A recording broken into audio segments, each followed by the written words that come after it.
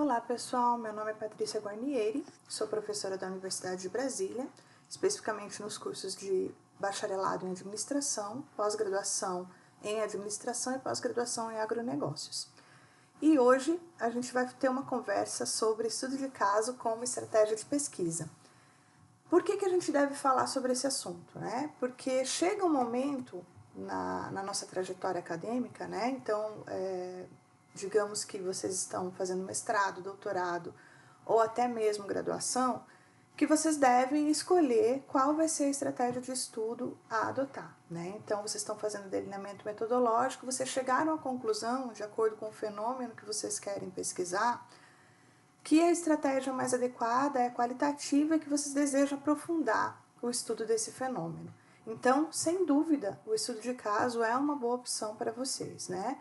Só que o estudo de caso, ao mesmo tempo, ele é muito criticado. Por quê? Né? Porque muitas pessoas o desenvolvem usando somente um instrumento de coleta de dados ou não fazendo um planejamento adequado, não determinando quais são os objetivos desse estudo de caso e não estabelecendo um protocolo. Então, muitos pesquisadores, né, e algumas pessoas até mais leigas que não têm o conhecimento, né, aprofundado de métodos, chegam a afirmar que o estudo de caso ele não é robusto, que não é um método científico sério. Mas eu acredito, né, que pesquisadores que realmente conhecem o estudo de caso como deveria e outras pessoas que entendem um pouquinho mais de metodologia da pesquisa vão concordar comigo que sim, o estudo de caso ele pode ser robusto, ele pode ser confiável, desde que vocês sigam alguns passos, né? Então, a nossa conversa de hoje tem esse objetivo, né, da gente esmiuçar um pouquinho o que é o estudo de caso, quais são os seus tipos, né, quais são as estratégias, quais são os instrumentos de coleta de dados, como que a gente pode tornar isso, né, essa pesquisa com o estudo de caso um pouco mais confiável. E, com certeza, essa conversa vai ser muito útil para você que está nos assistindo, que está fazendo mestrado, ou doutorado, ou até mesmo a graduação, ou até mesmo, de repente, elaborando um artigo científico, né, para publicação. Então, essas dicas eu acho que podem ser úteis para vocês. É claro que aqui é uma conversa bastante rápida, né, então eu deixo algumas referências e vou disponibilizar para vocês alguns artigos, né, na descrição do vídeo. Eu vou disponibilizar a pastinha do Drive onde eu coloco esses artigos que foram citados aqui na apresentação. Então, vocês podem baixar, podem acessar, podem ler para aprofundar um pouquinho mais tudo aquilo que eu vou falar para vocês hoje, tá ok? Então, vamos lá. Bom, eu trouxe primeiramente para vocês alguns exemplos, né, de estudos de caso que já foram publicados e que foram algumas fontes que eu usei nessa apresentação, que vocês podem depois acessar, que são da nossa área de administração, da área de negócios, de business, né? Então, vocês podem ver que, sim, artigos baseados em estudos de caso podem ser publicados em journals internacionais de impacto, inclusive, né? Nós temos esse aqui, que é um estudo das barreiras do e-commerce e de modelos de negócios competitivos em países em desenvolvimento, né? Nós temos esse outro, né? Business Analytics and Business Value, a Comparative Case Study, publicado no Information Management, relacionados a gerenciamento contábil, né, e cultura, relacionado à modelagem de processos de negócios. E também nós temos esse outro artigo que é da RAI, que é uma das revistas mais conceituadas aqui do Brasil, na área de administração, que trata, né, de como os estudos de caso podem ser uma opção de pesquisa empírica em operações. Esse outro artigo ele é muito interessante porque ele fala mais acerca do método, né? Não é uma aplicação especificamente da estratégia do estudo de caso, mas fala dos misunderstandings, né? Dos elementos que não são muito claros e são meio equivocados acerca do estudo de caso. E é importante vocês lerem, né, da Universidade da Dinamarca, de Aalborg, e é bem interessante. E essas outras referências são os principais livros acerca do assunto, né? A principal fonte, sem dúvida, é o Estudo de Caso, Planejamento e Métodos, que é do Roberto In, que foi já publicado no Brasil, na versão original de 2001, e é um livro muito útil, e a minha apresentação ela vai estar baseada principalmente nessa obra de In, que é uma estudos seminais acerca de estudo de caso, e todas as pessoas que estiverem utilizando o estudo de caso como estratégia de pesquisa devem sim citá-lo e ter como base o seu livro. E nós temos alguns outros livros que também já foram publicados, que vocês podem verificar aqui e podem também recorrer para que vocês possam complementar a fonte de dados de vocês. Então, quem é Robert Yin? É um dos pesquisadores americanos, né, que realmente publicou esse livro e é especialista em realizar estudos de caso. E ele diz que, muito embora se pense que os estudos de caso sejam uma pesquisa fácil, a pesquisa do estudo de caso é notavelmente complicada. E o paradoxo é que, quanto mais fácil for uma estratégia de pesquisa, mais difícil será para realizá-la e analisar seus resultados. O que ele quis dizer com isso, né? Se a gente pensa, né, quando nós fazemos uma pesquisa um pouco mais quantitativa, o método de análise é mais complexo, né, um pouquinho mais complexo, porque vocês precisam fazer diversas análises, né, calcular diversos números. Hoje em dia nós temos vários softwares que auxiliam a fazer isso. No caso do estudo de caso, nós vamos ver que os principais instrumentos de pesquisa, eles são qualitativos. É claro, a gente pode se basear em números para o estudo de caso, podemos também, como uma fonte adicional de informação, mas basicamente nós vamos nos basear em instrumentos de coleta de dado e informações mais qualitativas. E quando a gente fala em informação qualitativa, a gente está falando da subjetividade que é inerente a esse processo. E quando nós temos subjetividade envolvida, nós ficamos à mercê de interpretações, né? E é claro que vai ter o viés do pesquisador, né? Mas é claro que o pesquisador ele tem que também se retirar um pouquinho ali daquele contexto da pesquisa e tentar olhar os seus resultados, os seus dados, de uma forma um pouquinho mais alienada para que ele consiga analisar isso de uma forma mais crítica e consiga chegar a conclusões um pouco mais neutras, né?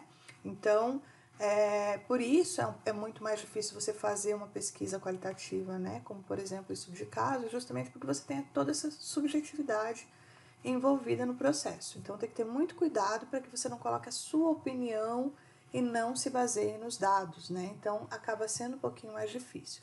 E a análise desses dados, ela também vai ser uma análise qualitativa, né? Claro que você pode complementar, como eu disse antes, com dados quantitativos, dados numéricos. Mas, quando você usa, por exemplo, uma entrevista como principal fonte de dados, e o estudo de caso ele usa muito a entrevista, é um dos métodos mais massivamente utilizados em estudo de caso, geralmente você usa a análise de conteúdo, né? Então, a análise de conteúdo, ela tem todo também um método, um procedimento para que você possa decodificar e transformar os núcleos de sentido da fala dos entrevistados em informações que são mais objetivas e que vocês, não necessariamente objetivas, mas que sejam mais sistematizadas para que vocês possam analisar isso, sempre comparando com a literatura depois. E os elementos básicos de um estudo de caso podem ser identificados como enfoque contemporâneo da realidade, ou seja, o fenômeno tem que ser atual, é um fenômeno que tenha pouco controle, né? Nós temos pouco controle do fenômeno estudado, questões do tipo como e porquê são requisitos do problema de pesquisa. Então, quando você está lá lendo vários materiais para encontrar a sua lacuna de pesquisa, e você encontrou a lacuna de pesquisa e vai elaborar então a sua pergunta de pesquisa, que é um elemento essencial quando você vai escrever uma monografia, uma dissertação, uma tese, ou até mesmo um artigo. Quando você escreve a tua problematização e a tua pesquisa, o teu problema, a tua pergunta, ela começa com como e porquê, aí você já está vendo que possivelmente você vai ter que usar o estudo de caso, né? Porque você vai precisar aprofundar aqueles elementos. E os núcleos do estudo de caso, né? Pensando sempre no questionamento, então como o fenômeno aconteceu, é uma análise descritiva, né? Por quê? Porque o fenômeno aconteceu e a análise se torna um pouco mais explicativa. Então, o ideal é ter uma problemática com os dois questionamentos. Mas tudo isso vai depender do tempo que vocês têm para desenvolver a pesquisa de vocês. Se vocês estão falando em uma pesquisa que é desenvolvida em uma graduação, vocês vão ter 1 ano para fazer isso, em alguns casos até 6 meses. Então, talvez vocês não consigam utilizar os dois questionamentos. Quando vocês estão fazendo uma pesquisa de mestrado, né, vocês têm 1 ano e alguma coisa para desenvolver também, então talvez vocês não consigam englobar os dois questionamentos. Já no caso de doutorado, vocês têm um tempo muito maior para poder desenvolver essa pesquisa. Então, de repente, vocês conseguem fazer essa pesquisa aí com os dois questionamentos, né? E a gente pode também estabelecer hipóteses para os estudos de caso. A diferença é que quando a gente estabelece hipóteses para estudos quantitativos, nós vamos confirmar essa hipótese fazendo cálculos e fazendo testes quantitativos para confirmar ou refutar a hipótese. E no caso do estudo de caso, a gente não vai confirmar ou refutar isso quantitativamente, mas sim com base nos nossos achados e comparando com a literatura de uma forma um pouco mais qualitativa, né? Então essa é a diferença. Mas a hipótese sempre tem que ter por base uma teoria. Nós vamos ter que gerar possíveis respostas à problemática envolvida no estudo do fenômeno que vocês definiram. E é sempre interessante ter hipóteses rivais para testar essa teoria, essa problemática que foram definidas. Ou seja, nós temos hipóteses também em estudos de caso? Temos, só que o tratamento da hipótese é um pouco diferente, né? O que é uma teoria?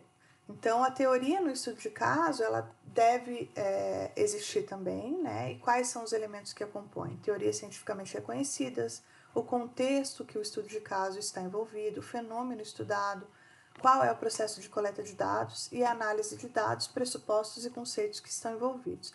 Então, sempre antes de realizar uma pesquisa de estudo de caso, sempre deve haver uma revisão da literatura. A revisão da literatura é um passo importantíssimo e essencial para qualquer tipo de pesquisa, seja um artigo, uma monografia, um TCC, ou também uma dissertação e tese, né? Principalmente dissertação e tese.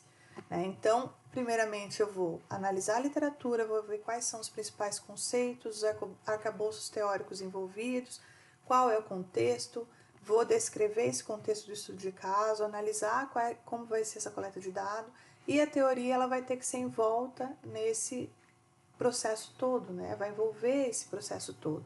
Então, normalmente a gente pode também fazer em um estudo de caso um modelo teórico e conceitual que possa permear toda a pesquisa e que vai contribuir para a análise dos achados do estudo de caso.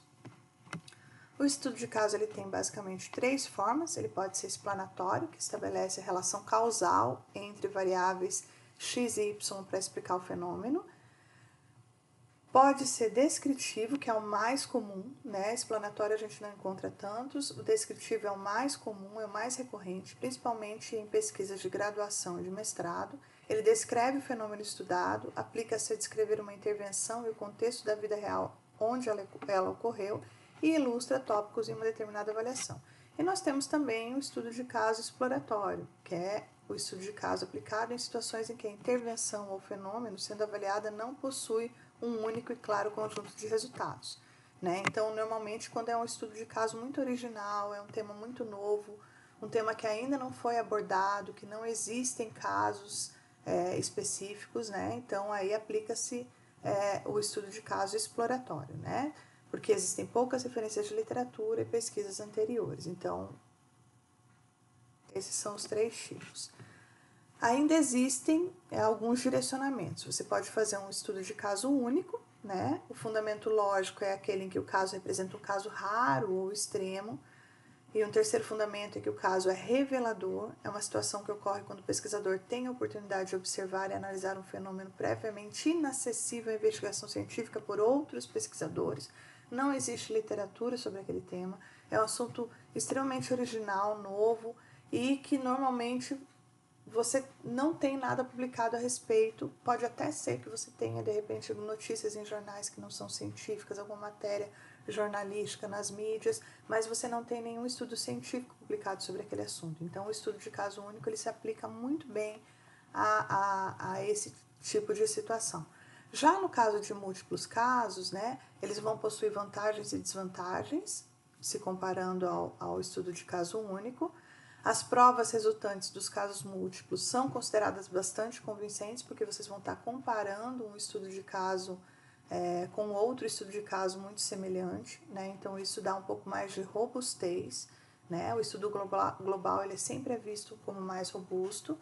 E o fundamento lógico, normalmente para estudos de casos múltiplos, ele exige porque o caso único não satisfaz, né? Então é provável que o caso raro ou incomum, o caso crítico e o caso revelador impliquem apenas em casos únicos, Já quando não se aplicam essas situações, é um caso mais recorrente, é relevante, lógico. Se não for relevante, a gente não tem motivos para escrever sobre ele, não tem motivos para descrevê-lo, mas ele não é original, né? Ele não é revelador, ele não traz tantas novidades. Então, a gente usa casos múltiplos, que se caracterizam por serem 2 ou mais, né? Então, existem artigos, existem trabalhos, né, de mestrado, doutorado ou até mesmo de graduação, que vão utilizar lá vários casos para realmente corroborar aquelas informações que foram obtidas em um, e aí se efetua uma triangulação das informações, o que torna certamente a pesquisa mais robusta. E aí, comparando, né, qual que é a diferença principal, né, de caso único para casos múltiplos? É provável que o caso raro ou incomum indiquem casos únicos, então aí você já sabe dessa forma qual que você deve escolher. Qualquer utilização de projetos de casos múltiplos deve seguir uma lógica de replicação e não de amostragem, ou seja, tudo aquilo que você utilizou para coletar e analisar os dados, para acessar as pessoas-chave, em um caso você vai ter que utilizar no outro caso também para que ele seja confiável e seja robusto. Os casos devem funcionar de uma maneira semelhante aos experimentos múltiplos, com resultados similares, e deve ter também replicação literal, replicação teórica, né, que são previstas no início da investigação, no início da pesquisa que vocês estão realizando. Quais são as unidades de análise que nós podemos utilizar no estudo de caso? Nós podemos considerar indivíduos, pequenos grupos, organizações, comunidades, relacionamentos ou projetos. Então, só para deixar claro, essas imagens, a fonte delas é Pixabay, sem atribuição requerida, ok? O que é replicação literal ou teórica? Então, a replicação é aconselhada, né, e normalmente quando a gente tem casos que não são originais, como a gente falou, né, nós vamos utilizar os casos múltiplos, então se aconselha que se utilize ao menos 2 casos para se fazer a replicação literal ou teórica. Significa que aquilo que foi encontrado em um dos casos se replica no outro, né? Então, ou seja, é um fenômeno que é comum em 2 situações. Pode acontecer de não se replicar? Pode. O ideal é que, se acontecer isso, vocês busquem um outro caso para realmente ter certeza de que aquele é um fenômeno ou não é um ponto fora da curva, que aquele é um fenômeno que não é replicado, né? Então, pode-se conduzir 2 casos inéditos, ou ainda vocês podem se basear em, de repente, um artigo científico que foi publicado, uma dissertação, uma tese, ou uma monografia que já foi publicada, e vocês podem se apoiar, né, fazer um estudo de caso novo, replicando com base naquele trabalho que já foi previamente disponibilizado. A replicação literal é a realização de 2 estudos de caso com a mesma teoria e a mesma metodologia, e a replicação teórica é a realização do estudo de caso ancorado em uma teoria ou um estudo já realizado. Sempre é muito importante que a gente pense na proteção dos sujeitos humanos, né? Por quê? Porque quando nós fazemos pesquisa, né, tem todas as questões de ética envolvidas, né? Normalmente, pesquisas na área da saúde, a gente submete para o conselho de ética, né? É muito comum, é um procedimento muito corriqueiro, né? Hoje em dia, cada vez mais, quando você vai fazer uma entrevista ou aplicar um questionário com determinados sujeitos, muitos até te questionam, mas essa tua pesquisa já passou no conselho de ética? Então, existe aí não existe um consenso, né, dos pesquisadores, principalmente na nossa área, que é a área de administração e de negócios, que a gente deva passar pelo conselho de ética. Depende muito do fenômeno que vai ser estudado, se ele envolve pessoas, se ele vai afetar a vida das pessoas, se o assunto que está sendo pesquisado é um assunto muito sensível, né? Então, a gente tem que analisar isso caso a caso. E qual vai ser a pessoa que vai poder te auxiliar melhor para definir isso? É o teu orientador. Se vocês tiverem dúvidas, sempre busquem alguns colegas, professores, pesquisadores que têm mais experiência para realmente verificar isso. Mas, sem dúvida, um consenso é de que, quando nós fazemos pesquisa, nós temos que cumprir importantes práticas éticas, né? E uma das práticas que é muito comum, inclusive quando nós estamos realizando um estudo de caso, né? Nós vemos isso muito corriqueiramente quando nós fazemos survey, mas quando fazemos estudos de caso com a realização de entrevistas, nós temos que fazer também, é elaborar um termo de consentimento livre esclarecido, um consentimento informado, onde nós vamos explicar para o entrevistado, para os participantes da pesquisa, qual é o foco da pesquisa, qual é o objetivo, quais são os elementos principais, quem é o responsável pela pesquisa, quais são os contatos desse responsável, quem é o professor orientador, qual é a universidade, e essa pessoa ela pode concordar ou não em participar da pesquisa. Concordou, ótimo, vocês vão ter esse termo de consentimento assinado em arquivo, né? Em alguns casos, quando é defesa de monografia, tese ou dissertação, se usa colocar isso como apêndice do trabalho. No caso de artigos científicos, normalmente não se coloca em anexo ou apêndice, mas em alguns casos, alguns journals exigem uma afirmação antes das referências, dizendo que você cumpriu os preceitos éticos, enfim, que teve uma preocupação ética e que essa pesquisa atende todos esses preceitos, né? Mas, enfim, se você não precisar colocar como anexo ou como apêndice, o que você vai fazer? Vai manter em arquivo, que é uma segurança tua para que depois, quando você divulgar a sua pesquisa, aquele entrevistado, aquele participante não venha questionar, não venha querer te processar, porque você divulgou uma informação que não é verdadeira, que não é fidedigna, ou enfim, né? E na nossa área de negócios isso é muito sensível, justamente porque em alguns casos, a depender, se nós estamos fazendo uma pesquisa, normalmente a gente não informa, né? Para a academia não é muito interessante informar o nome da empresa ou o nome do entrevistado, mas a gente tem que caracterizar esses entrevistados, essa empresa, né? Essa unidade de estudo, enfim, nós temos que caracterizar isso na metodologia. Se é um caso raro, único, um caso muito original, muitas vezes pela nossa caracterização, mesmo que nós não sejamos muito específicos, já fica claro para quem estiver lendo de quem nós estamos falando, né? Se, por exemplo, nós estivéssemos falando do Uber lá no início, né? E mesmo que nós não falássemos da marca Uber, a gente falasse de transporte, uma nova, né? Um sistema de transporte disruptivo, né? Que é pela economia colaborativa, economia compartilhada, com certeza as pessoas já teriam em mente que seria o Uber, ou seja, dependendo do caso, se é uma novidade, não precisa nem citar. Então, existem alguns assuntos que são muito sensíveis, e mesmo que você não cite o nome, né, algumas informações que podem ser fornecidas podem ser muito complicadas para determinadas empresas, então eles não querem que divulgue. Então, para que você se certifique de que você não vai ter problemas, né, então é sempre bom você ter esse consentimento livre esclarecido, ou consentimento informado, assinado e que seja mantido em arquivo por um determinado tempo, tá ok? Sempre é importante proteger a fonte, né, não ter nenhum tipo de dissimulação. Então, normalmente no estudo de caso a gente tem um informante-chave, esse informante-chave ele vai indicar outras pessoas que podem ser entrevistadas, que podem ser acessadas. Só que, como eu falei, em alguns assuntos nós temos temas muito sensíveis e questões muito delicadas a serem tratadas, né? Então, o ideal é que não se informe e que não se identifique o nome do entrevistado.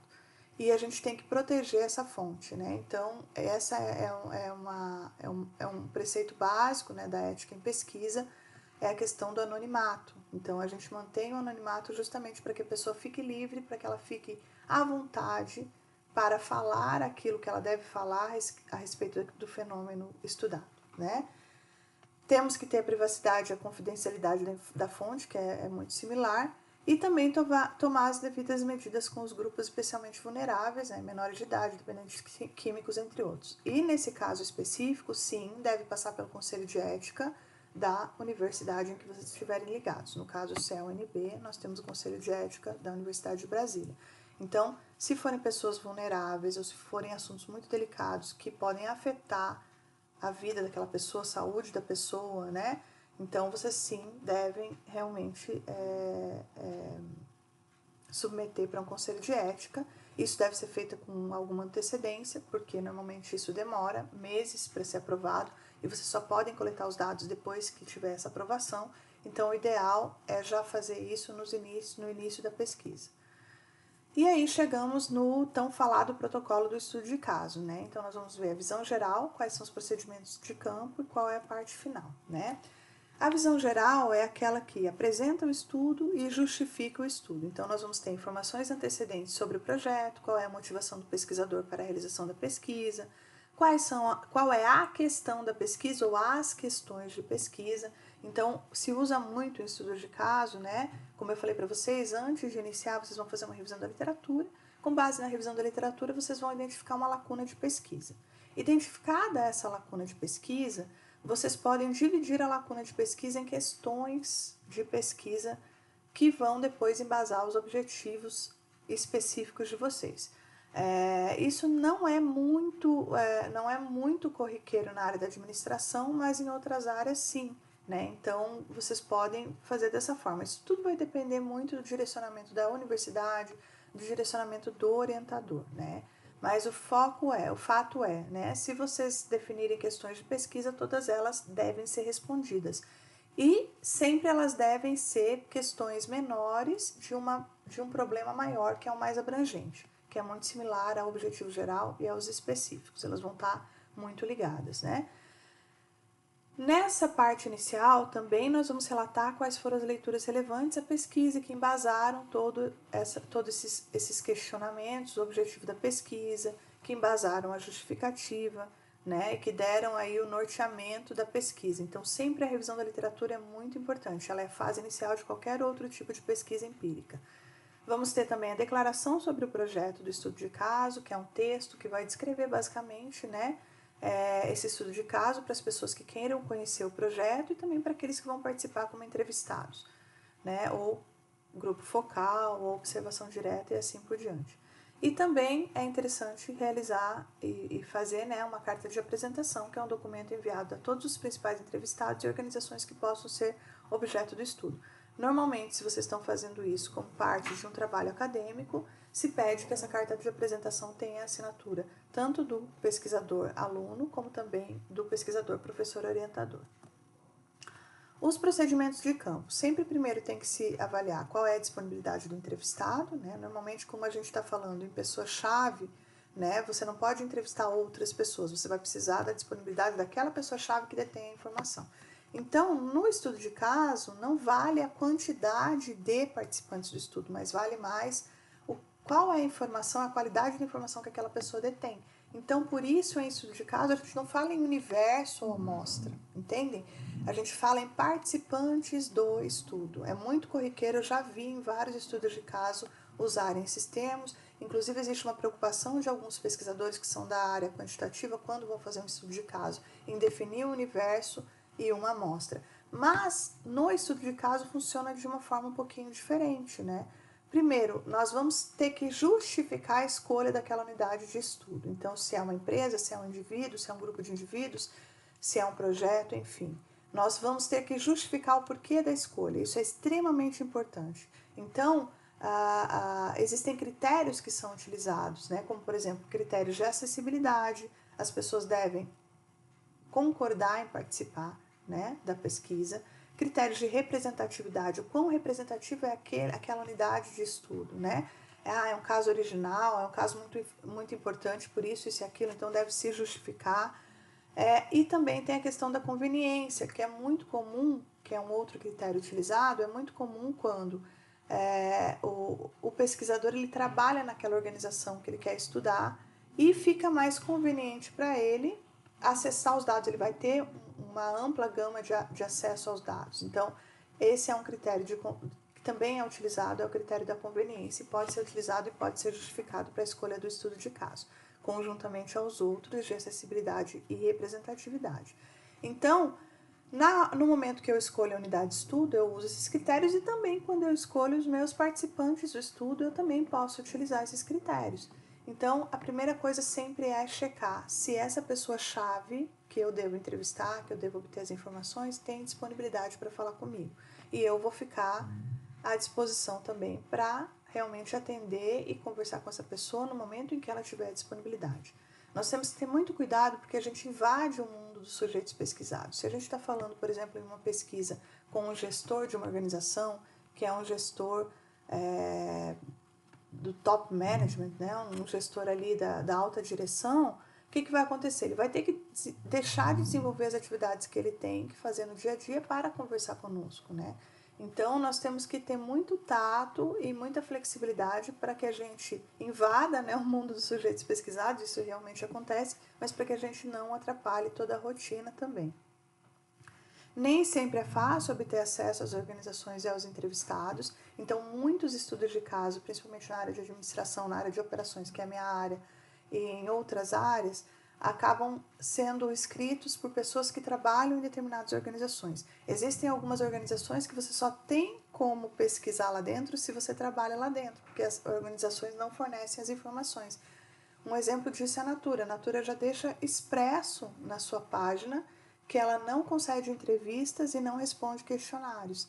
E que quando alguém quiser fazer alguma pesquisa sobre a Natura, ela deve se reportar a todos os documentos que estão disponíveis na página. Ou seja, eu já tentei fazer diversas vezes pesquisa, né? Só um exemplo para vocês, né? Não é que a empresa seja má, enfim, seja uma empresa muito fechada que não colabora com a universidade.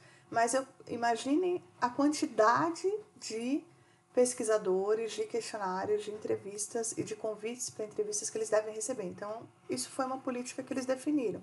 Então, pode ser que, de repente, se tem uma pessoa lá dentro que eu conheço, ou uma pessoa que trabalha lá dentro, é mais fácil obter esse tipo de usar esse tipo de instrumento de coleta de dados. Então, a gente tem que obter acesso. Então, sempre quando vocês fazem o planejamento da pesquisa de vocês, é importante pensar, será que eu vou ter acesso? Será que essa empresa ou esse respondente, esse participante, ele é acessível? Né? Será que eu tenho algum conhecido que possa me ajudar? Ou será que eu tenho algum contato prévio? Enfim, esses são elementos que muitas vezes podem inviabilizar a pesquisa de vocês. Eu já tive alunos que queriam muito pesquisar um tema muito interessante, em organizações muito importantes, mas que infelizmente não tiveram acesso às pessoas-chave, né? Justamente porque a empresa tinha essa política de não conceder informações, de não conceder entrevistas, enfim. Então a gente tem que pensar nisso também por questões aí de viabilidade da pesquisa. Temos que ter recursos suficientes, né? Então aí tanto os recursos materiais como humanos. Então dependendo do montante aí de instrumentos de coleta de dados, do volume de informações, do número de organizações ou de unidades de análise, a gente tem que analisar se realmente a pesquisa vai ser viável em termos de recursos. Então, eu vou ter financiamento, ou eu vou ter viabilidade, vou pesquisar uma empresa que não fica na cidade em que eu resido, será que eu vou ter recursos financeiros para viajar até lá, para me locomover até a empresa, para ficar durante o período em que aquele entrevistado vai estar disponível, né? Se eu tenho que fazer várias visitas, que vou coletar dados aí pela observação direta, por exemplo, eu vou ter recursos para fazer isso. Se eu vou precisar fazer um grupo focal, preciso filmar, eu vou ter pessoas para me auxiliar nessa filmagem, vou ter uma câmera de qualidade, enfim. São todos recursos que eu preciso pensar se eu terei disponíveis para que eu possa realizar minha pesquisa. Então, no planejamento, a gente já deve pensar nesses aspectos. E também elaborar um cronograma da coleta de dados, né? Então, quando a gente faz uma pesquisa, principalmente se a gente está falando em nível de graduação, mestrado, doutorado, nós temos um deadline muito bem definido, né? Nós temos ali no caso da graduação, né, 6 meses a 1 ano, no caso do mestrado até 2 anos, né, no caso do doutorado até 4 anos para terminar. Nós temos que considerar que nós vamos ter várias etapas até chegar à fase da coleta de dados, né? Então, no mestrado e no doutorado, nós temos aí que primeiro fazer toda a parte de desenvolvimento teórico, para que depois possa qualificar, né, aquele projeto de pesquisa, e somente depois de qualificado esse projeto de pesquisa é que a gente pode, né, coletar esses dados, né? Então, muitas pessoas acabam deixando essa coleta de dados muito em cima da hora, muito para o final desse período. E daí o que acontece? Quando você vai coletar dados, não depende de você unicamente, né? Quando você vai escrever a tua revisão da literatura, quando você vai analisar os dados, depende de você. Se você quiser ficar de madrugada fazendo fim de semana, feriado, férias, enfim, depende unicamente, exclusivamente de você, né? Agora, quando você coleta os dados, você depende da disponibilidade dos participantes da pesquisa, né? Em um estudo de caso, isso complica ainda mais se você pensar que você vai ter que fazer uma entrevista, seja ela presencial, ou seja por telefone, por Skype, pelo WhatsApp, que requer uma interação, né? Então você tem que considerar que o teu tempo não é o mesmo que o tempo da pessoa, não é a mesma disponibilidade da pessoa para a quem você vai entrevistar. Então é importante que você tenha ali uma antecedência e que você reserve também e coloque ali um deadline, né? Um prazo final para você receber esses dados, né? Para que você possa ter tempo hábil também para analisar, né? Principalmente considerando que são dados qualitativos que vão envolver um esforço bastante empenhativo, bastante considerável do pesquisador para realmente analisar esses dados. E é sempre também muito importante registrar eventos que não estavam previstos, como por exemplo, marquei uma entrevista com alguém, essa pessoa ficou doente, e não vai, pegou Covid, né? Infelizmente, nós estamos nessa situação da pandemia. A pessoa que eu ia entrevistar, consegui ter acesso, foi super difícil, consegui marcar a entrevista e de repente tava tudo ajeitado, né? Vou ter que me deslocar para outra cidade, fiz a compra da passagem, fiz a reserva do hotel, fui para a cidade, cheguei lá, a pessoa, enfim, não pode ser entrevistada porque ela tá com Covid, né? Um exemplo, só um exemplo para vocês terem uma ideia. O que eu vou fazer, né? O que eu posso fazer? Será que existe uma outra pessoa que possa substituí-la, que possa me fornecer as informações? Como que isso vai afetar a minha pesquisa, né? Quais são os riscos para a minha pesquisa de não obter esses dados? Qual é o plano A, B e C? Isso é muito importante a gente pensar, né? Quais seriam as outras possibilidades, né? O que eu posso fazer, né? Para que eu possa tornar a minha pesquisa viável, para que eu não possa cancelar, para que não ocorra, né? De ter que cancelar a pesquisa e ter prejuízos, né? De não conseguir terminar um mestrado, um doutorado, uma graduação, enfim, ou escrever um artigo por conta desses aspectos, né? Então é sempre bom levar em consideração, isso requer aí um trabalho um pouquinho de criatividade e imaginação, né? Se acontecer isso, o que eu posso fazer para minimizar esse problema, né? Então, todos esses aspectos, eles vão estar descritos lá em procedimentos do campo. E a parte final é descrever cuidadosamente os procedimentos para a proteção dos participantes, publicar a aprovação da pesquisa pela universidade ou instituição que possui vínculo, se for no caso do Conselho de Ética, e também no caso de ter um requisito de qualificação daquele projeto, planejar a coleta de dados, o roteiro de entrevista, a definição das informações que vão ser observadas ou que vão ser coletadas, quais são os documentos que vão ser necessários, quais são os entrevistados, qual é a caracterização desses entrevistados, né? Sempre se pede muito para que se explique um pouquinho, né, de quais são as principais características desses entrevistados, e não citando nomes, como eu já avisei, como já informei para vocês antes, mas citando qual é o cargo, qual é a experiência, quanto tempo na função, qual é a faixa etária, qual é o sexo, enfim, né? Existem várias informações que podem ser fornecidas para tornar aquele estudo um pouco mais confiável, né? E que não necessariamente a gente precisa informar os dados, né? E por que foram escolhidos aqueles participantes em detrimento de outros, né? Então, tudo isso é muito importante estar nessa parte final. Quem é esse informante-chave? É justamente a pessoa responsável por conduzir o pesquisador a outras fontes e ter insights que contribuem para a pesquisa, né? Então, primeiro, vocês têm que saber identificar essa pessoa, e muitas vezes vocês vão utilizar de outros métodos, né? Não sei se vocês já ouviram falar, já estudaram a técnica da bola de neve, ou snowball, que é quando você identifica um participante-chave, esse participante vai indicar para outros, ou quando você tem um contato que tem conhecimento daquele contexto que vai ser estudado, e não necessariamente ele vai ser entrevistado, mas ele pode te conduzir a outras pessoas que você pode entrevistar, né? E sempre é muito importante cruzar informações com outras fontes, que é um método muito utilizado no estudo de caso, que se chama triangulação. A gente vai falar um pouquinho dele mais para frente. E ter cuidado para não se tornar refém do informante. Como eu falei para vocês, existem situações que podem ocorrer durante a pesquisa, e se você está na mão de um único informante-chave, não tem nenhuma outra possibilidade de coleta de dados, se acontece alguma coisa com essa pessoa, até mesmo já aconteceu com alguns alunos meus, de aquele informante-chave sair da empresa que estava sendo a unidade de estudo. E aí o que acontece? Ele não podia mais fornecer as informações, né? E a pessoa que estava chegando, ela não detinha todas as informações ainda. Então, a pesquisa se inviabiliza. Tem que ter uma troca de estratégia de pesquisa aí no meio do processo, né? Então, é sempre importante ter alternativas. Como eu falei, plano A, B e C. Se esse informante-chave não puder me ajudar, a quem eu posso recorrer, né? Quais são as minhas alternativas? E nós temos basicamente 6 fontes de informação para coleta de dados. Então, a gente pode fazer pesquisa documental, né, que são relatórios com dados ainda não tratados, que ainda não foram publicados, ou em alguns casos foram publicados, mas não cientificamente, né? Registros em arquivos, fotos e vídeos, legislações, normativos, né, regulamentos, fotos e vídeos, como eu falei, que vocês façam as fotos e vídeos, vocês podem ser os autores, como também podem ser fotos e vídeos da empresa mesmo, da unidade de estudo, e que podem ser uma importante fonte de informação. Observação direta é quando vocês observam os processos que vocês estão estudando, o fenômeno que vocês estão estudando diretamente, e vocês vão fazer anotações e descrever, né, sob a ótica pessoal, né, no caso de vocês.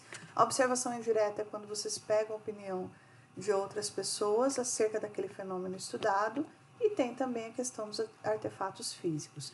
Então, é sempre importante que a gente possa, né, triangular mais que uma fonte de dados. E a observação indireta, ela inclui também a entrevista, ou seja, vocês vão pegar a percepção de uma outra pessoa acerca do fenômeno que vocês estão pesquisando. Então, a entrevista é uma das fontes de dados mais utilizadas. Então, o importante é que sempre vocês tentem triangular, ou seja, confrontar diversas fontes de pesquisa. Porque imaginem vocês, se vocês estão pesquisando, por exemplo, sobre um assunto, qualidade de vida no trabalho, só um exemplo, né? E vocês vão pesquisar o gestor, o dono da empresa. O dono da empresa, muitas vezes, ele vai ter o interesse de mostrar um lado mais positivo da empresa, né? Então, vocês vão entrevistá-los e vocês vão ter uma percepção totalmente otimista e positivista daquilo que vocês estão pesquisando. Mas seria importante também vocês pegarem e confrontar essa visão aí do dono da empresa, do gestor principal, com a dos outros funcionários, por exemplo, para verificar se de fato aquilo que o gestor principal fala se traduz na percepção dos outros funcionários, dos outros envolvidos naquele processo sobre qualidade de vida. Então, a triangulação é justamente essa confrontação, tá?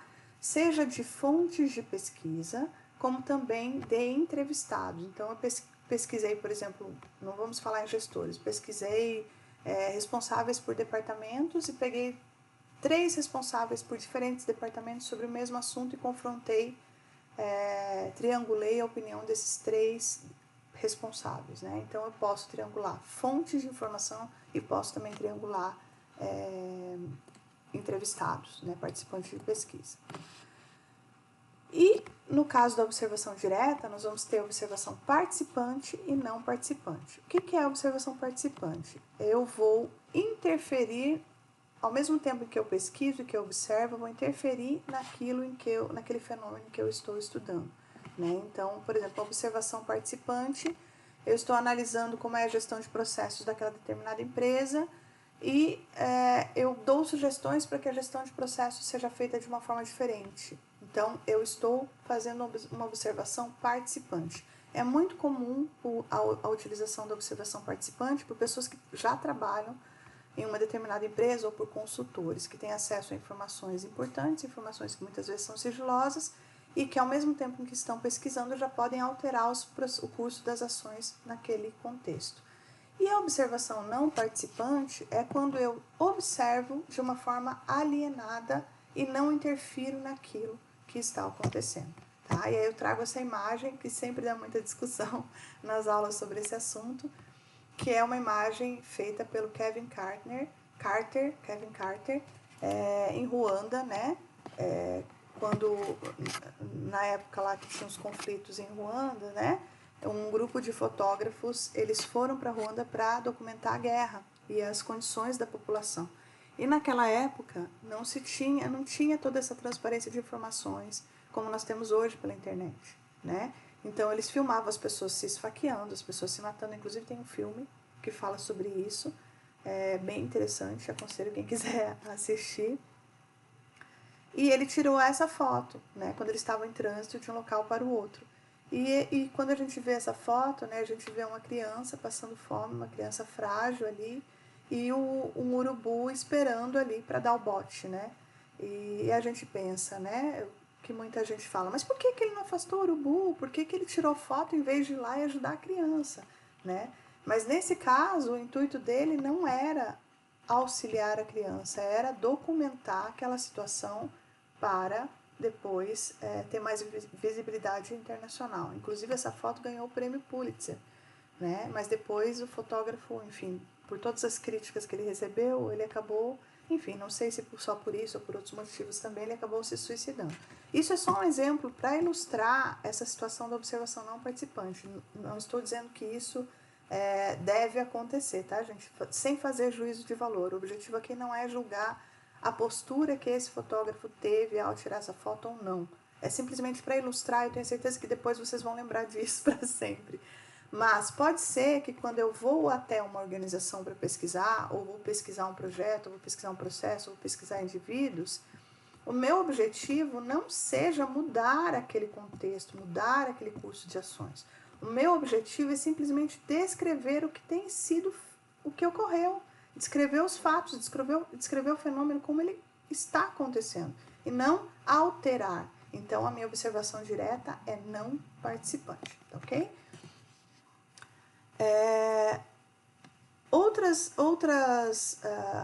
Né, assim, só para deixar um pouquinho mais claro, sobre a observação participante, ela é uma modalidade especial de observação, onde o observador participa e vivencia efetivamente a realidade estudada. Por isso que eu disse para vocês que muitas vezes é muito comum que funcionários da própria organização realizem um estudo de caso ali dentro, tem mais conveniência, porque tem mais acesso aos dados, e participam daqueles processos todos. Então, nesse caso, né, você pode descrever tudo aquilo que você está presenciando, qual é a tua percepção sobre os fatos, né? O observador pode utilizar não somente as técnicas de registros formais, mas também a introspecção e a autoanálise. Tem aspectos positivos e negativos, como todo procedimento de coleta de dados, né? Todo instrumento de coleta de dados. Os aspectos positivos é a capacidade de obter acesso a documentos e grupos inacessíveis e a outros pesquisadores. Grupos inacessíveis a outros pesquisadores. E captar a realidade do ponto de vista de alguém interno ao caso. Mas existem também aspectos negativos. Tem uma parcialidade produzida ou viés do pesquisador. Nesse caso, como que a gente pode minimizar esses aspectos negativos?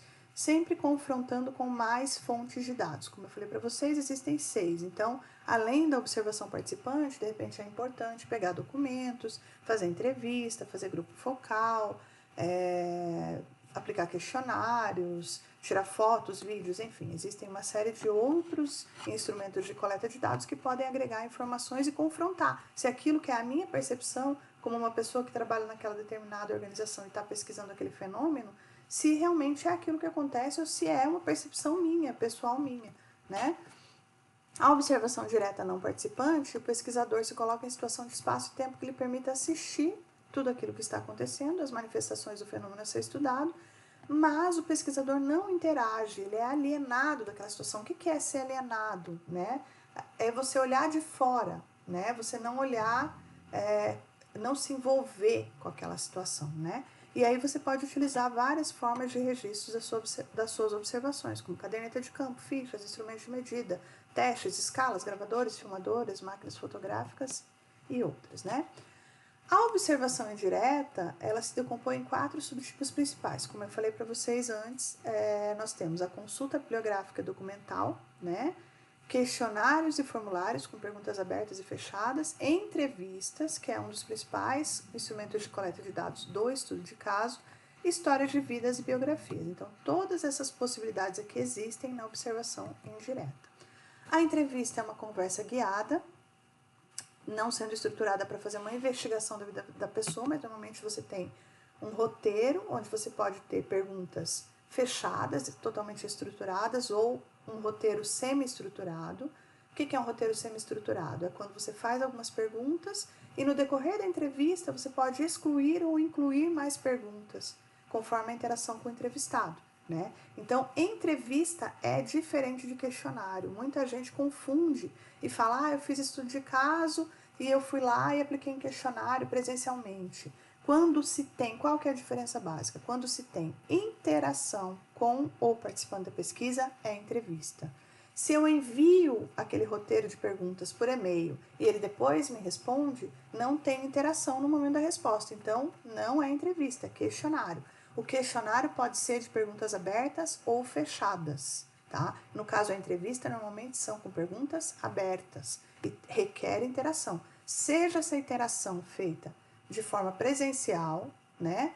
Ou feita por telefone, ou feita por uma chamada via Zoom, via Microsoft Teams, ou via Google Meets, né? Ou via WhatsApp, enfim, a gente tem, ou via Skype, a gente tem hoje várias possibilidades, né? Principalmente devido à situação em que a gente está vivendo. Então, o meio que a entrevista é aplicada não tem problema. A questão é, eu preciso ter interação. Então, eu perguntei uma coisa, o entrevistado me respondeu. E eu não tinha previsto uma outra pergunta, mas aquele tema me interessou e na hora surgiu uma pergunta. Eu posso, de repente, fazer essa pergunta se for um roteiro semi-estruturado. Então, a interação permite que isso ocorra, né? Já no caso do questionário, não. Você tem um roteiro que é fechado, né? E, normalmente, a gente vai ter aí um roteiro de entrevista, questões do nível 1, que são questões feitas sobre um entrevistado específico, né? Normalmente para caracterizar esse entrevistado. Quanto tempo você atua nessa função, por exemplo, se eu estou entrevistando um gestor? Qual que é a tua experiência? Quais são os pontos fortes, pontos fracos? Né? O que você pode destacar de relevante? Qual a sua faixa etária? Enfim, né? Qual a sua formação? Qual foi a sua trajetória até chegar na empresa? Enfim, são perguntinhas ali que muitas vezes servem como para quebrar o gelo mesmo, para tornar aquela conversa um pouco mais fluida e um pouco mais agradável. É muito importante o entrevistador ele ter uma sensibilidade para verificar se o entrevistado está se sentindo à vontade ou não. Se ele não se sente à vontade, pode ser que ele esqueça ou oculte informações que são relevantes para a pesquisa. Então, é sempre interessante incluir esse tipo de questões. Questões do nível 2 representam os questionamentos mais filosóficos, mais conceituais, teóricos relacionados à pesquisa. E, muitas vezes, né, não devem ser passados, o conceito de tal coisa é isso, isso, isso. O que você acha disso? Não, né? A gente vai perguntar de uma forma um pouco mais indireta. E um cuidado muito importante na hora de fazer as perguntas é que elas não conduzam a respostas do tipo sim ou não, né? Por exemplo, você acredita que a prevenção do Covid deve ser feita através de lockdown? A pessoa vai responder sim ou não, acabou a conversa por aí. Não, você poderia perguntar de uma forma um pouquinho mais aberta, como por exemplo, o que você acha do lockdown para a prevenção ao contágio da pandemia Covid, né, do vírus Covid-19. Então você está deixando a pessoa mais livre para falar, ou descreva tal coisa, fale qual é a sua percepção, né? Você concorda ou se você perguntar, você concorda ou discorda de determinado aspecto, ela vai dizer concordo ou discordo e acabou por aí. Então descreva o porquê, né, que você concorda ou não concorda com determinado aspecto. Então tem que ter um cuidado muito especial com relação ao tipo de questões que você vai fazer.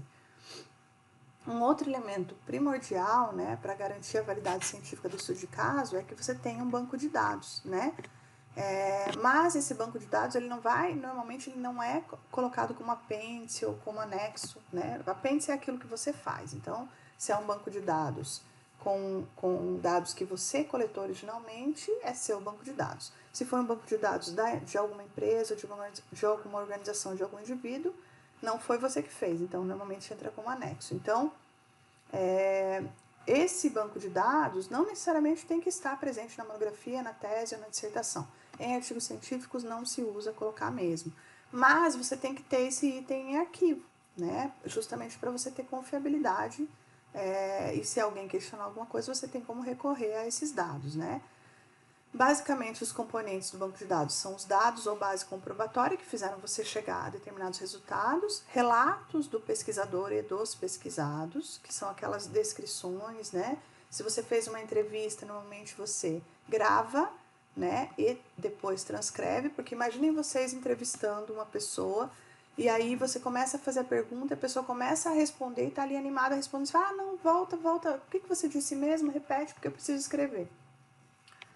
Isso acaba com o clima da entrevista. Então, gravem. Só que para gravar, vocês têm que pedir autorização do entrevistado antes. Fala assim, olha, eu preciso gravar essa entrevista, não vou divulgá-la, não vou colocar como anexo no meu trabalho, mas eu preciso gravá-la para que eu fique mais à vontade para te entrevistar, para que eu não te interrompa e para que eu possa depois analisar esses dados. Você autoriza a gravação? Sim ou não? Se a pessoa autorizar, ótimo. Se não autorizar, você vai ter um pouco mais de dificuldade para relatar tudo isso e corre o risco de não relatar exatamente aquilo que foi falado, né? Então, sempre é importante gravar, né? Depois, para que você possa analisar, normalmente se usa transcrever, né? Então, você transcreve a entrevista. Isso é um exemplo de dados, né? Que é um relato daquilo que foi a entrevista e que você vai ter lá como base para recorrer caso você tenha alguma dúvida, algum questionamento, né? Se você está fazendo uma observação direta, participante ou não participante, você vai fazer notas. Então, isso também serve como um relato do pesquisador. Se você está fazendo um grupo focal e você está filmando, né, o teu vídeo é uma fonte de dados para o banco de dados. Né? Se você tem fotos, as fotos são. Se você analisou documentos, mantenha o arquivo desses documentos para você recorrer depois. Se você tem notas e tabelas, mantenha tudo isso em arquivo. Por quê? Porque pode ser que na banca da monografia, da dissertação ou tese, algum revisor peça alguma correção e você tenha que refazer alguma análise. Aí os seus dados vão estar lá no teu banco de dados. Pode ser também que você mandou aquele artigo para um periódico, seja nacional ou internacional, e temos várias rodadas de revisões, e um revisor, de repente, pede para você fazer uma outra análise adicional, ou para você rever uma análise que você fez. Tendo o banco de dados, fica fácil você recorrer a esses dados novamente para fazer alguma revisão. Então, é extremamente importante ter o banco de dados. Agora vamos falar da triangulação, que eu comentei com vocês antes. Então, a triangulação, normalmente, ela é baseada em fontes diversas, bancos de dados e encadeamento de evidências. E a triangulação, ela vai proporcionar mais confiabilidade, mais robustez, mais validez à pesquisa de vocês, né? Uma coisa que eu esqueci também de falar, que é sempre muito importante, é algo a mais que vocês colocam na metodologia de vocês e que dá mais robustez ainda à pesquisa de vocês, é quando vocês fazem uma entrevista, gravam, transcrevem e depois enviam para o entrevistado confirmar, validar aquela entrevista. Ou seja, ele vai dizer realmente foi isso mesmo que eu disse, ou não, quero excluir determinado trecho, porque não foi isso que eu quis dizer. Entenderam? Ou muda isso, não foi isso que eu quis dizer. Então, a validação com o entrevistado, com a fonte de dados, também é muito importante, né? E mais um elemento é, como eu falei para vocês, quando vocês triangulam. Então, o que é triangular? Triangular é quando vocês pegam fontes diversas e confrontam essas informações obtidas, né? Então, por exemplo, vamos falar de novo em qualidade de vida. Estou entrevistando gestores sobre qualidade de vida, entrevistei também os funcionários que estão ali na operação sobre qualidade de vida, com as mesmas perguntas, e depois eu analisei documentos da empresa sobre qualidade de vida. E aí eu peguei essas 3 fontes de dados, né? Seja a entrevista com o gestor, o questionário com os funcionários e também os documentos, e eu confrontei essas informações para analisar se elas têm uma coerência ou se elas são totalmente dispersas, diferentes, né? Então, pode ser que são conflitantes, pode ser que o meu resultado seja que o gerente acha uma coisa e os funcionários acham outra. Ah, viabilizou uma pesquisa? Não, de maneira nenhuma. Isso significa que você vai ter que relatar na tua pesquisa, olha, não houve um alinhamento da percepção dos gestores com os servidores, com os empregados, com os funcionários, né? Por que isso ocorreu, né? Porque não tem uma comunicação eficiente na empresa ou porque, enfim, outros motivos. Então, vocês podem aprofundar, que é exatamente o objetivo do estudo de caso. Nos documentos, você verificou que existem várias práticas de qualidade de vida implementadas, mas os funcionários não estão percebendo isso. Então, o que será, né? Será que vocês não têm algum problema de comunicação, algum problema até de conscientização dos funcionários? Ou aquilo que a gestão relata e que está registrado nos documentos é muito positivista, é muito otimista em relação a isso, e aquilo não definitivamente significa uma mudança para os funcionários. Então, essas são questões que não necessariamente vocês têm que responder na pesquisa de vocês, mas vocês podem levantar essas questões na análise dos resultados, né? Então, é sempre importante vocês terem essas fontes diversas no banco de dados de vocês, para que vocês possam encadear essas evidências e fazer ali a análise dos resultados e a confrontação. Em outros casos, como eu falei, né, não necessariamente vocês vão triangular instrumentos de coleta de dados, como, por exemplo, observação direta, análise documental, entrevista e questionário, mas vocês podem confrontar opiniões com o mesmo instrumento de coleta de dados. Então, eu fiz uma entrevista com o gestor, eu fiz uma entrevista com o diretor de produção e eu fiz uma entrevista com o funcionário lá do chão de fábrica. E aí eu confronto a opinião desses 3 entrevistados, desses 3 participantes sobre as mesmas perguntas, de um único instrumento de coleta de dados, que é a entrevista. E aí eu posso dizer se eles concordam, se eles estão alinhados ou não, e levantar algumas questões aí do porquê que isso tem ocorrido, entenderam? Então, são meios de fazer a triangulação. A triangulação é um método que dá mais confiabilidade e mais robustez também para a pesquisa do estudo de caso, tá? E nós temos também a possibilidade de fazer análise das evidências, né? E algo que se usa muito em estudo de caso é proposições teóricas, né? Então, a proposição teórica ela é a união da problemática mais a evidência. Então, eu tenho uma questão de pesquisa, eu vou lá na teoria e tem algumas hipóteses, né? Que são respostas àquela problemática. E aí eu estabeleço proposições teóricas baseadas sempre na literatura e na problemática que eu estou estudando. E aí, depois que eu coletei os dados, eu vou analisar se aqueles resultados que eu obtive estão de acordo com a proposição teórica estabelecida ou não, né? Se confirmam ou refutam. Aí, novamente, eu falo para vocês, né? A gente, num estudo quantitativo, a gente vai fazer a análise das hipóteses de uma forma quantitativa, né? Com alguns testes, né? No caso das proposições teóricas, que é a problemática mais a hipótese, eu vou fazer essa confirmação ou essa refutação, essa análise, né, de uma forma mais qualitativa, comparando com a literatura e analisando à luz dos meus resultados à luz da literatura. Então é um pouquinho diferente. E vou fazer também o desenvolvimento da descrição, né, que é uma alternativa quando a análise através das proposições teóricas não é realizada. Então eu vou descrever aqueles resultados, aqueles dados, né, que eu coletei, e deve ser uma honrosa descrição, ou seja, deve ser uma descrição muito completa, muito detalhada, né, muito cuidadosa, muito acurada, para que eu tenha todos os elementos e para que eu possa responder as minhas questões de pesquisa e atingir os objetivos da pesquisa. E sempre, não esqueçam, comparem com a literatura que vocês utilizaram, mesmo que vocês não tenham formalmente, entre aspas, feito uma proposição teórica, tá? Análise da evidência ainda, né, nós temos os dados qualitativos e quantitativos, e a confrontação, a combinação de dados quali com quanti sempre enriquecem a pesquisa, mas vão demandar ali uma melhor formação do pesquisador, né? Então, como eu falei para vocês, questionário, por exemplo, de perguntas fechadas, pode ser também um instrumento de coleta de dados no estudo de caso, mas ele não pode ser o único, entendem? Porque num questionário, como é o característico do survey, por exemplo, né? O questionário de perguntas fechadas, ele não vai permitir que você aprofunde algumas questões. E o objetivo principal, a essência do estudo de caso é justamente aprofundar. Então, por isso é importante que, de repente, você combine os resultados do estudo do questionário com entrevistas, com observação direta, documental, grupo focal e assim por diante. Faça essa confrontação, né? E, sempre que possível, desenvolver explanações rivais, né, que são hipóteses diferentes que também levam para a conclusão da problemática.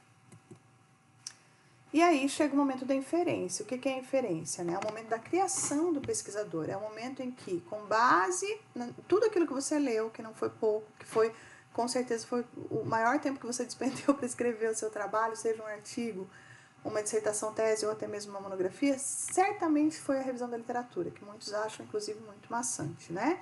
Mas ela é extremamente necessária, porque sem ela, primeiro, você não poderia ir a campo, você não vai saber o que perguntar para o entrevistado, você não vai saber o que observar, você não vai saber que documento solicitar, você não vai ter como fazer um modelo conceitual, você não vai ter como fazer um protocolo de pesquisa, né? Então, só que no momento da revisão da literatura, você vai falar, segundo fulano de tal, né, é isso e aquilo, segundo Beltrano é aquilo, segundo Cicrano é aquilo outro, e você vai interpretar aquilo ali, vai parafrasear, vai construir o teu texto. Só que você está falando, né, eu sempre gosto de comentar, com a boca dos outros, né? Então você está falando com as ideias dos outros. Você pode até fazer uma interpretação ali, mas é a ideia do autor ainda, né? Só que aí chega a fase em que você tem que parar de falar pela boca dos outros e você tem que falar com a sua, né? Ou seja, que você tem que realmente ter um protagonismo no teu trabalho, seja um artigo, seja uma monografia, dissertação ou tese. Né? Então é um momento que você vai ter que criar, e muita gente trava nesse momento, muita gente não consegue, é uma parte muito difícil. Outro erro muito comum é que muitas pessoas não deixam tempo para fazer isso, né? Então muitas vezes não fazem o cronograma da coleta de dados, dá algum problema aí no percurso, e aí a coleta de dados atrasou e eu tenho prazo para defender até fevereiro, e aí eu estou coletando dados ainda em dezembro, e em janeiro estou terminando de fazer os ajustes e eu não tenho tempo para analisar esses dados. E aí é claro que você vai ter mais dificuldade. Então, reservem aí de 3 a 5 meses para fazer essa análise de dados, né? Para que vocês possam criar, para que vocês possam escrever de uma forma mais livre, sem tanta pressão. Isso vai facilitar.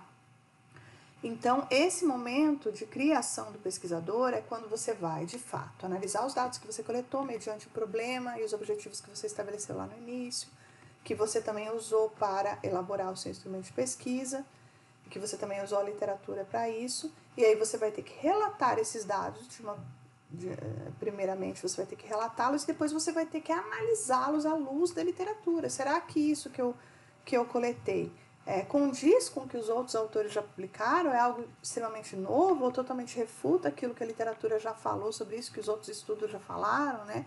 Então, é a verdadeira contribuição do pesquisador para a ciência, é o filé mignon da sua dissertação, tese ou monografia ou artigo. Então, capriche muito nessa fase. E é difícil, mas é a parte em que você vai ser citado. Porque quando a gente lê um artigo, né, se eu for citar o que a pessoa escreveu lá no referencial teórico, eu vou ter que usar o APUD, né? Então, eu vou ter que falar Cicrano, APUD, Beltrano, afirma que, blá, blá, blá, blá, blá. Agora, quando você coloca os teus resultados, a tua sessão de resultados, é justamente a novidade do teu trabalho, a parte mais importante, é aí que uma pessoa que vai citar seu trabalho vai citar, fulano encontrou isso. Então, caprichem nesse momento, é difícil, mas tenham persistência, né? Escrevam, depois voltem naquele texto novamente, revisem, né? E façam cuidado para que justamente reflita todo o trabalho que vocês tiveram com todo o processo da coleta de dados, né?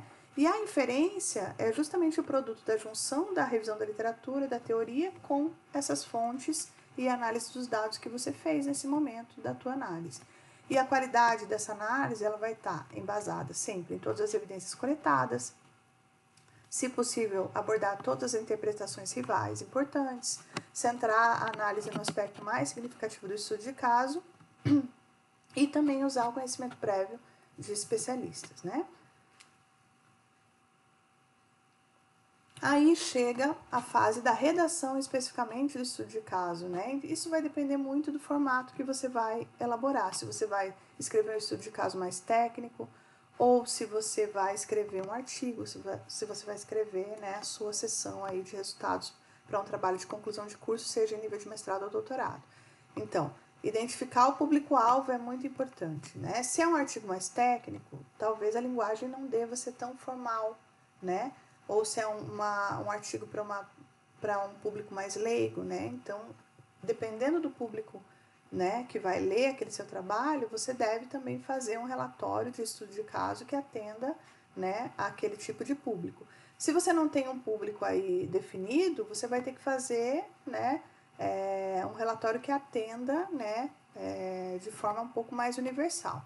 Mas, normalmente, algumas universidades, eles pedem para se fazer um relatório técnico de até 10 páginas, por exemplo, da dissertação ou da tese, e entregar também o trabalho completo. Então, vocês podem mudar a linguagem nesses dois formatos, né?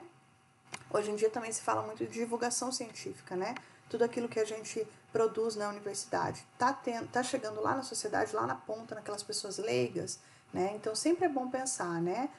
Vou escrever um trabalho um pouco mais formal para ser parte da minha dissertação, da minha tese ou da minha monografia, e depois vou escrever um texto um pouquinho mais palatável, né, para um público mais leigo, ou com uma linguagem um pouco mais simples, mais descomplicada, sem perder a seriedade, é lógico, né? Então, quando vocês vão escrever a redação do estudo de caso, tem que pensar nesses aspectos. E a estrutura da redação do estudo de caso deve constar naquele protocolo que vocês definem lá no início, né? Utiliza-se uma sequência de subtópicos que se inicia com o problema, revisão da literatura, metodologia, né, que é basicamente a estrutura da tese, dissertação e monografia, né? Depois você passa a redação, expondo os dados coletados e análise na parte final, as conclusões e implicações dos achados, né? Então essa é sempre a estrutura que é mais utilizada na academia. A revisão da minuta do estudo de caso, desculpem, é quando você como eu falei para vocês antes, né? Quando vocês mandam toda aquela transcrição da entrevista ou quando vocês mandam um relato daquilo que vocês escreveram do estudo de caso para quem participou, para quem efetivamente participou da pesquisa. Então, a pessoa vai ter como dizer se foi isso mesmo que eu quis dizer, eu quero acrescentar alguma coisa, eu quero tirar alguma coisa, né? E isso vai aumentar a validade do construto e aumento da qualidade geral do estudo. Em alguns casos, existem alguns journals, alguns professores, inclusive, que exigem que essa validade seja parte obrigatória da pesquisa. Em outros casos, não é exigido, mas é uma possibilidade que realmente aumenta a confiabilidade. E as características, né, de um estudo de caso exemplar: primeiro, seguir os princípios metodológicos, o estudo de caso deve ser significativo, demonstrar minuciosamente a contribuição do estudo para a ciência e a sociedade, ou seja, tem que ter representatividade, tem que ser relevante, deve ser completo, dar atenção para o fenômeno e o contexto e ter uma descrição exaustiva e a coleta de evidências relevantes. Deve também considerar perspectivas alternativas, né, que podem ser encontradas em diversas teorias, nas variações entre partes interessadas, com proposições rivais e outros acadêmicos. Deve ter também evidências suficientes para que o leitor possa ter um juízo independente em relação aos méritos da análise e deve ser, por fim, elaborado de uma forma atraente, né? Considerando os públicos, é claro, alvo da pesquisa de vocês. E pode ser que a gente tenha vários públicos-alvo, como eu falei para vocês.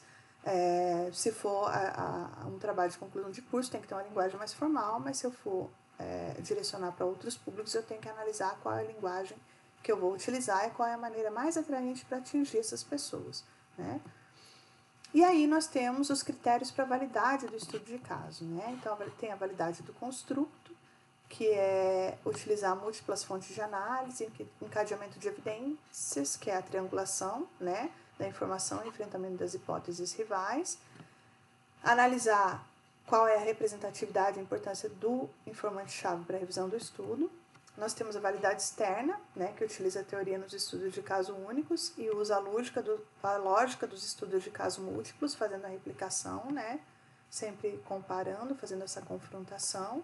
E tem a validade interna, que realiza a combinação de padrão, né, existe a possibilidade de realização de combinação de padrão, que compara um padrão baseado empiricamente com um padrão previsto, que é a hipótese, ou seja, estabeleci a minha hipótese de acordo com o que está escrito na literatura. E depois eu analiso se aquele padrão que eu encontrei nos resultados corrobora ou refuta a literatura que eu utilizei. Explanações rivais como padrão é uma técnica para se realizar a combinação do padrão, e aí o mesmo caso, né, da hipótese. Eu vou ter uma hipótese que responde de uma forma e depois eu tenho uma hipótese que responde de uma forma rival, para que eu possa analisar se eu vou ter hipóteses confirmadas ou refutadas, e realizar a construção da explanação, estipular um conjunto presumido de elos causais sobre o fenômeno, ou como e por que algo aconteceu. Os elos causais podem ser insights para o pesquisador, e nem sempre você vai responder esses elos causais na sua pesquisa, pode ser que eles sejam um resultado. Então, vocês sugerem que pesquisas futuras respondam esse como e por quê, né? Se for um resultado que vocês encontraram, porque muitas vezes vocês não têm tempo hábil para fazer isso. A confiabilidade ela é garantida quando você tem um protocolo do estudo de caso, você tem um banco de dados, você tem encadeamento das evidências que é feito pela triangulação e também baseado em diversas fontes, né? Então, a validade do estudo ela é formada pela confiabilidade, pela validade externa, validade do construto e validade interna. Quanto mais desses elementos vocês puderem agregar ao estudo de caso de vocês, mais validade esse estudo vai ter, e aí ninguém vai dizer que o estudo de caso de vocês foi feito de uma forma qualquer, sem nenhum critério. Essa é a principal referência, né, dessa nossa apresentação. Tem também aqueles outros artigos que eu mostrei para vocês no início, que eu vou disponibilizar a pastinha para que vocês possam acessá-los. E, se tiverem dúvidas, eu fico à disposição pelo meu e-mail. Muito obrigada!